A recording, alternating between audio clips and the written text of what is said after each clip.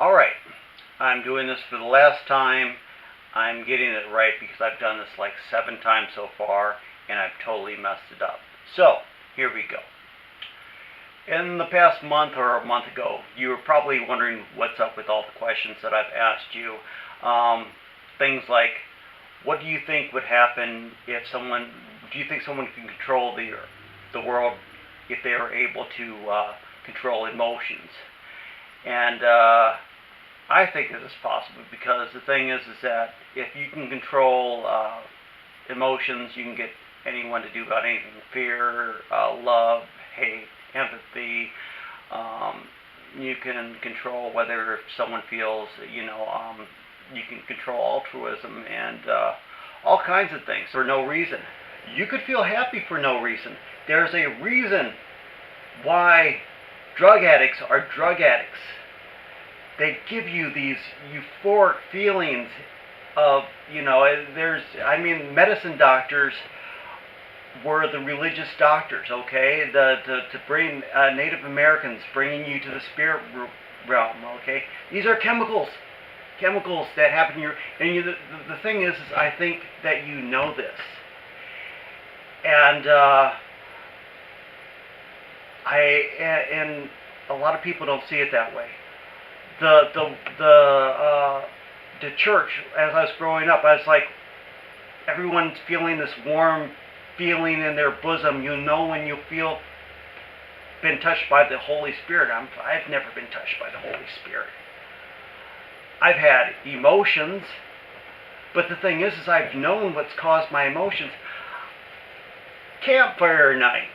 We'd be sitting around the campfire, and Joe or someone else would would be talking about some urban myth or legend or something and scare the crap out of us. One story could freak out the whole crowd, and we're all pumped and can't sleep for the rest of the night, okay? So we got our emotions going. Another thing is, I had a conversation with Aunt Linda, a few weeks ago, and she made the comment, God is love. And I am like, well, really? And so I asked her, I'm like, can you explain this to me, because I'm confused, because I've heard so many people say God is love. I don't hear too many relatives saying it. And I'm like, can you explain this to me, because I really don't understand it. And Aunt Linda said, God is the emotion love, not the love, not as in sexual attraction or anything like that. It's just the attachment. And I'm like, oh my gosh. I'm like, this is you guys really believe this? I told her, I said, here's the problem with God being love. If God is any emotion whatsoever, then that means we have no free will at all, because God can control us by making us feel overwhelming love, overwhelming grief, hate, sorrow, depression, just the whole array. It's a spectrum. And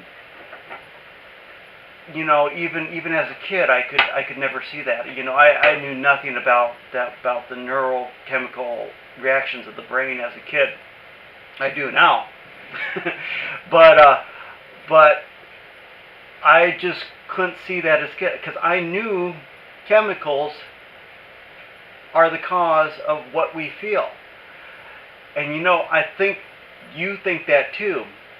I mean, you've been on a number of drugs that have influenced the way you feel.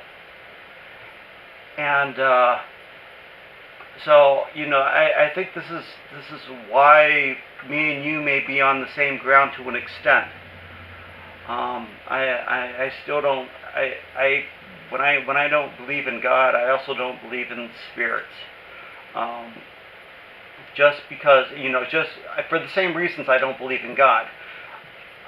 There's no proof that there's a God, but on the other hand, to the same extent, there's no proof that there are spirits.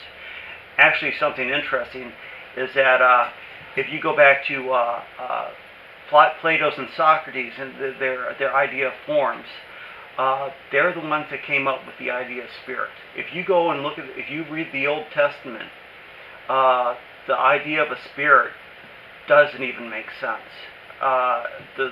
If we had spirits, we really wouldn't need a resurrection, and it's not even talked about in the Old Testament.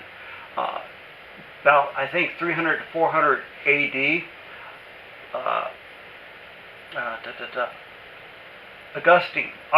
St. Augustine, he was the one that he read through the works of Plato and Socrates, and he introduced the spirit concept into Christianity. So that's where that came from. So that's where they all get it from, and even Joseph Smith got it wrong because he played off of what St. Augustine played off of too. So, but it doesn't. But still, regardless, it doesn't matter. It doesn't matter what interpretations people do. I told this to Maida the other day. I said, Maida, I don't remember what I brought up. She's like, well, this is wrong because this is what version of the Bible do you have? I'm like, King James. Well, she's like, well, that's the problem. This is in this version. It's like it's a misinterpretation. And I'm like, Maida, let me tell you something, okay? It doesn't matter what the interpretation is, okay? There are 100,000 different versions of Christianity in this country alone, and they all disagree with their interpretations.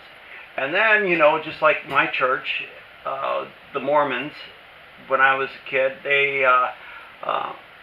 had Joseph Smith that said, all the churches that everyone else believes are absolutely wrong. So he reinterpreted what was supposed to be said, and he had the Book of Mormon, and they changed things, reinterpreted certain things in the Bible, and added some new stuff. That doesn't matter either. The one thing that should matter at all was any point that proved that what is being told in these stories are true. Extraordinary claims require extraordinary evidence. And claims that are asserted without evidence can be dismissed without evidence. And so there should be some kind of reference in any holy book that proves that their extraordinary claims are true. And that's all I have to say about that. But anyhow, Dad, I'm getting way off topic, and I'm going to cut this short. Bottom line, what I was wanting to really point out is that the only reason me and you might be somewhat on the same sheet of paper is that I think you and I both realize that our emotions are part of us. The brain is the thing that makes a brain better than a computer. It is a pattern detection machine. We detect all kinds of patterns, flavors, sound. We can hear our voice out of a crowd of people. We drive down the road and something that might look like a squirrel or raccoon in the road, we get to it and find out that it's maybe a bag or a sock in the road. We are so good at pattern detections that we screw up a lot. And so not everything that we see is what we see. So a lot of what me and you haven't been able to, reason why we haven't been able to find religion or God or having these feelings like everyone else is because we realize these emotions that we have are what they are. They're emotions. There are emotions. And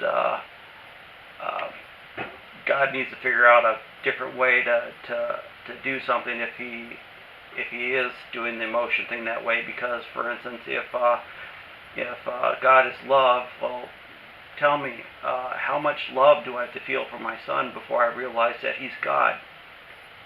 I mean, can I feel more love for my son? I mean, I would give my life for my son, but